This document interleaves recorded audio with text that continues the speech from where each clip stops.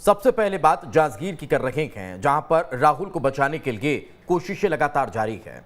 48 घंटे से ज्यादा का वक्त गुजर चुका है और अब भी राहुल उस गड्ढे से बाहर निकलने के लिए इंतजार कर रहा है। वो जिंदगी और मौत से लड़ रहा है, संघर्ष कर रहा है और यहां रेस्क्यू ऑपरेशन चल रहा है।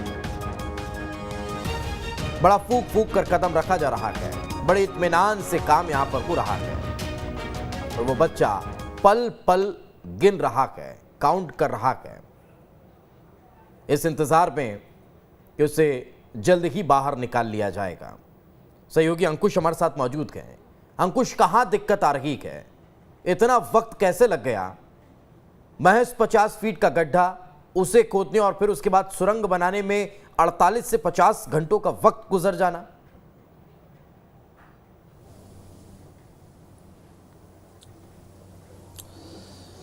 देखिए दीपेश, परेशानी कहीं नहीं है और परेशानी जितनी परेशानियां थी उनको हल कर लिया गया है। अब चूंकि थोड़ा सा सेंसिटिव समय आ गया है। सेंसिटिव समय इसलिए कहा जा सकता है कि जिस बोरवेल में राहुल फंसा हुआ है उसकी गहराई 60 फीट है। अब 60 फीट तक पहुंचने के लिए एक अलग से दूसरा गड्ढा खोदा गया है। दूसरा गड्ढा खोदे जाने के बाद एक रैंप के माध्यम से एक मशीन उतारी जानी है। वो मशीन जो है ड्रिल करने का काम करेगी, यानी एक छोटी सुरंग बनाने का काम करेगी। छोटी सुरंग जो है वो दूसरे गड्ढे के माध्यम से जिस बोरवेल में राहुल फंसा हुआ है उस बोरवेल तक जाने का काम करेगी। नहीं अंकुश, जो पहले गड्ढा खोदा गया था, पहले जिस गड्ढे को खोदने के साथ उस बच्चे को निकालने का प्रयास किया जा रहा था, उसमें क्या कोई परेशानी हुई जो फिर दूसरा गड्ढा खोदा गया?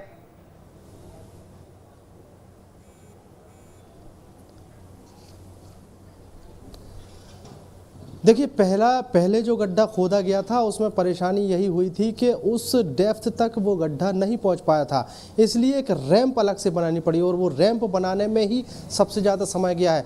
रैंप बनाने के दौरान सबसे ज़्यादा कठिनाई का सामना तब करना पड़ा जब वहाँ पर पत्थर निकल आए और उन पत्थरों को हटाने के लिए, उन पत्थरों को तोड़ने के लिए काफ़ी जद्दोजहद यहाँ पर एनडीआरएफ को और जो मशीनी अमला था उसको करनी पड़ी थी। अब चूँकि मशीनें जो थी वो छोटी थी, इसलिए थोड़े छोटे छोटे पत्थर जो है वो तोड़ पा रही थी। थोड़ी मिट्टी वहाँ से हटाने में ये मशीनें जो है वो काम कर पा रही थी। लेकिन जैसे ही समय लगातार गुजरता जा रहा था और इस समय को गुजरते देख जिला प्रशासन ने डिसीजन लिया कि कहीं इस काम को अगर बड़ी मशीन के माध्यम से कराया जाएगा तो जल्द से जल्द इस काम में सफलता मिलेगी।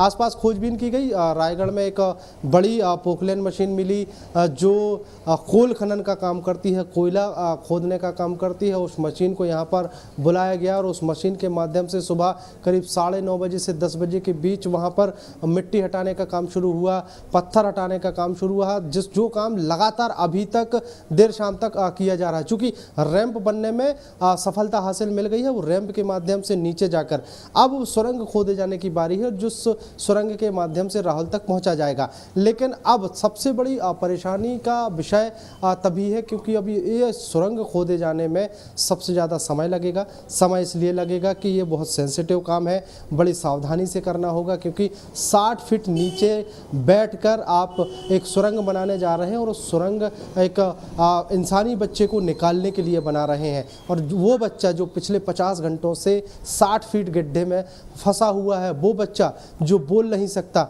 वो बच्चा जो बोल नहीं सकता उसके बाद भी जिंदगी से जंग लड़ रहा है, बड़ी जीवटता से, बड़ी बहादुरी से वो डटा हुआ है। हर एक आवाज़ का वो रिस्पॉन्स कर रहा है, एनडीआरएफ की लोगों की आवाज़ सुनकर रिस्पॉन्स कर रहा है। तो उस बच्चे को निकालने के लिए अब कहीं किसी प्रकार की कोई कोताही ना हो, बड़ी सावधानी से वो सुरंग बनाई जा सके। और सुरंग सावधानी से खोदने का कारण ये भी है कि 60 फीट गहरे गड्ढे में फंसे बच्चे पर भी कोई नुकसान ना हो, कहीं मिट्टी ना धसके, कहीं से कोई पत्थर टूट के कहीं ऐसी जगह ना फंस जाए जिससे किसी भी प्रकार की आने वाले समय में कोई परेशानियों का सामना करना पड़े। इसलिए तमाम सावधानियों को ध्यान में रखते हुए धीरे धीरे वहाँ पर काम किया जा रहा है और धीरे धीरे काम करने के बाद बच्चे को निकाले जाने की कोशिश यहाँ पर की जा रही है। जिस तरीके से वहाँ पर अब जिस